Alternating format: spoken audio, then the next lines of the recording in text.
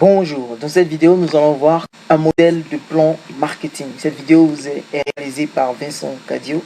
Pour avoir plus de vidéos et pour avoir plus d'informations sur comment réaliser un plan marketing, rendez-vous à l'adresse http://planmarketing.ivoire-blog.com. Au sommaire donc de cette vidéo, nous allons voir les différentes étapes pour l'élaboration d'un plan marketing, et à la fin de cette vidéo nous allons voir un exemple concret de plan marketing. Nous allons commencer donc avec les différentes étapes pour l'élaboration d'un plan marketing. Il y a 4 parties dans un plan marketing. La première partie, c'est l'analyse de l'environnement. La deuxième partie, c'est l'élaboration de la stratégie. La troisième partie, c'est l'élaboration du plan d'action marketing. Et la quatrième partie, c'est l'élaboration du budget marketing. Alors, au niveau de l'analyse de la première partie donc, de notre plan marketing, la première chose que vous devez faire, c'est d'analyser l'environnement. Et cette analyse de l'environnement se fera sur 2 aspects. Le premier aspect, c'est l'environnement externe et le deuxième aspect, c'est l'environnement interne. Au niveau de l'environnement externe, il y a plusieurs éléments à analyser. Il faut regarder l'évolution du secteur d'activité dans lequel vous êtes. Il faut regarder le potentiel du marché sur lequel vous êtes. Est-ce que ce potentiel est en croissance? Est-ce que ce potentiel est en stagnation? Est-ce que le marché est mature? Et ainsi de suite. Il faut regarder également le contexte socio-politique et économique qui peut beaucoup influencer l'activité de l'entreprise. Il faut regarder les perspectives du marché. Est-ce que le marché est prometteur? Est-ce que le marché est arrivé à saturation? Il faut analyser également la concurrence. Au niveau de la concurrence, il faut donc analyser la concurrence directe, c'est-à-dire les entreprises qui proposent les mêmes produits que les vôtres, et la concurrence indirecte, c'est-à-dire les entreprises qui proposent des produits de substitution. Une très bonne analyse de la concurrence vous permettra de voir quel est votre positionnement sur le marché. Également, il faut analyser les segments à fort potentiel présents sur le marché. Et enfin, il faut analyser les critères de choix des consommateurs. Quels sont les critères qui ont une importance particulière dans le choix des consommateurs pour un produit en particulier. Une fois cette analyse externe terminée, vous pouvez passer maintenant à l'analyse de l'environnement interne. Au niveau de l'analyse de l'environnement interne de l'entreprise, nous allons analyser l'historique de l'entreprise, analyser le potentiel humain de la culture d'entreprise, nous allons analyser le potentiel financier et technologique de l'entreprise, et tout cela va nous permettre de déterminer les forces, faiblesses, opportunités et menaces auxquelles l'entreprise va faire face. Donc ici, nous allons faire une analyse des forces et faiblesses de l'entreprise à partir de son potentiel humain, de sa culture d'entreprise, son potentiel financier, potentiel technologique. Nous allons analyser également les opportunités et les menaces qui sont présentes sur le marché.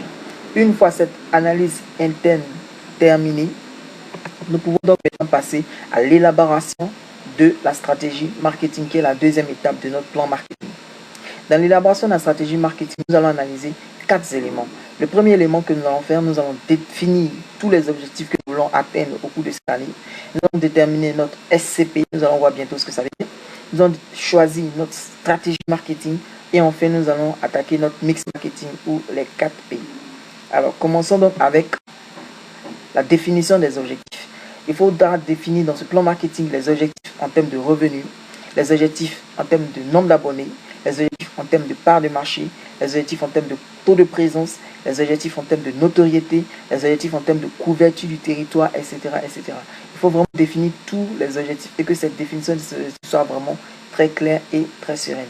Une fois que les objectifs sont connus, nous pouvons donc maintenant passer au SCP. Le SCP, c'est la segmentation, le ciblage et le positionnement. La segmentation va nous permettre de choisir tous les segments qui sont sur le marché et choisir ceux qui ont un fort potentiel. Ensuite, il va falloir cibler ceux pour lesquels l'entreprise a un avantage concurrentiel présentement ou alors ceux que l'entreprise veut atteindre dans un avenir proche. Et ensuite, il va falloir se positionner vis-à-vis de ce marché. Puis, il sera maintenant temps de déterminer la stratégie marketing. Alors, la stratégie marketing varie beaucoup, mais ici, je donne juste 3 exemples de stratégie marketing. Il y a la stratégie 3A, Affordability, qui veut dire coût accessible, Availability, qui veut dire produit disponible, Accessibility, qui veut dire facilité d'accès.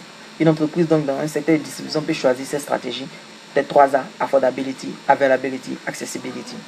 Une autre stratégie, par exemple, pourrait être la stratégie du BIC, Brand Innovation Quality. Donc, construire toute la stratégie autour d'une marque très forte, avec au cœur de cette marque l'innovation en fournissant des produits de qualité. Ou alors une autre stratégie, un peu connue, c'est la stratégie low cost, qui serait par exemple la stratégie d'offrir des plus bas prix. Une fois que donc l'entreprise a déterminé quelle stratégie elle décide d'adopter. Il est donc temps d'aborder les 4 P du marketing mix, que sont la stratégie de prix, la stratégie de produit, la stratégie de place ou de distribution et la stratégie de promotion ou de communication. Tout l'aspect stratégique étant terminé, il est temps d'aborder maintenant l'aspect pratique. Donc nous allons maintenant au marketing opérationnel avec l'élaboration du plan d'action marketing. Sur ce plan d'action marketing, il y a 3 leviers principaux sur lesquels l'entreprise doit se focaliser. Le premier levier, c'est au niveau du recrutement. Comment faire pour augmenter le nombre de clients de l'entreprise. Le deuxième levier, c'est au niveau du revenu. Comment faire pour augmenter le niveau de revenu généré par l'entreprise. Et le troisième levier, c'est au niveau de la fidélisation. Comment faire pour maintenir les clients que nous avons déjà depuis longtemps et consolider la position stratégique de l'entreprise. Donc, avec ce plan d'action marketing, il faudra penser à des actions de recrutement pour augmenter la base, des actions qui génèrent de revenus pour augmenter les revenus et des actions de fidélisation pour conserver une position dominante sur le marché. Ensuite, il va falloir quantifier tout cela. Donc, nous passons à la dernière étape qui consiste à l'élaboration du budget marketing. Ce budget marketing, il y a 3 pôles qui sont très importants. Le premier pôle, c'est le pôle des dépenses marketing, donc des dépenses en termes de communication, en termes d'opération marketing, en termes de sponsoring. Le deuxième pôle très important, c'est le pôle des revenus, combien tout cela va nous rapporter. Et le troisième pôle, c'est le pôle de la marge bénéficiaire.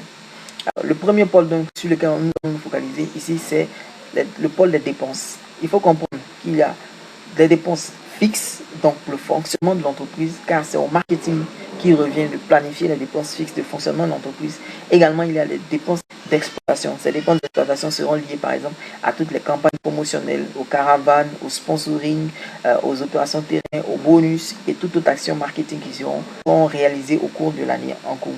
Donc l'axe des dépenses est très important. Il faut donc prendre en compte ces 2 aspects, les dépenses fixes de fonctionnement et les dépenses d'exploitation. Puis nous allons arriver sur le calcul du revenu. Ce revenu doit permettre d'atteindre les objectifs qui ont été déterminés au début de notre plan marketing. Puis il faut déterminer la marge bénéficiaire qui est ce qui va permettre à l'entreprise de continuer sa croissance et de récompenser les actionnaires. J'avais promis de vous donner un exemple de plan marketing et cette vidéo est quand même assez longue. Il y a déjà un exemple de plan marketing qui est disponible. Vous n'avez qu'à visiter maintenant le site planmarketing.ivoireblog.com pour pouvoir télécharger ce plan marketing gratuitement. Merci d'avoir suivi cette vidéo et à bientôt.